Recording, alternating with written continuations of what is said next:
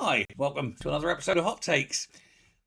8 Darlington nurses have delivered a very sharp legal rebuke to the NHS and a rather embarrassing nudge to the government, it must be said.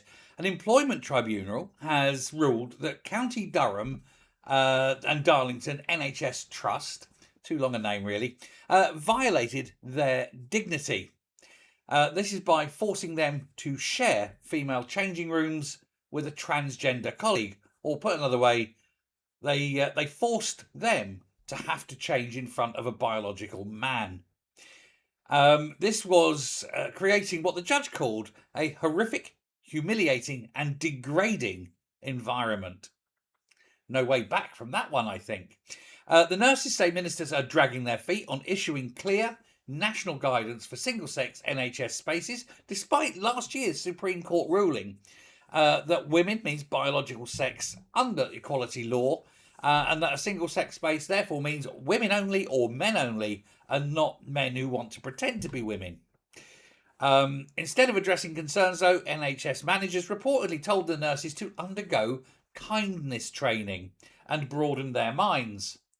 I wonder if these same managers would be happy if grown men were in a changing room watching their daughters undress. Makes you wonder, doesn't it? Because if they are happy for that, those daughters need to be taken away from them and they need to go on a register. Critics, of course, include the former EHRC Commissioner Akua Reindorf and Tory MP Rebecca Paul.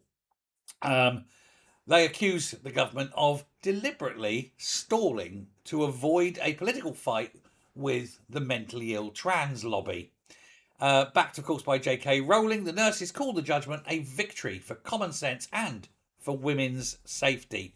The Trust says it's reviewing the decision to allow grown men to undress in front of women in changing rooms, and presumably with slightly more urgency than before, because if they fail to act, then they will find themselves back in court, this time facing far more serious charges, including sexual charges.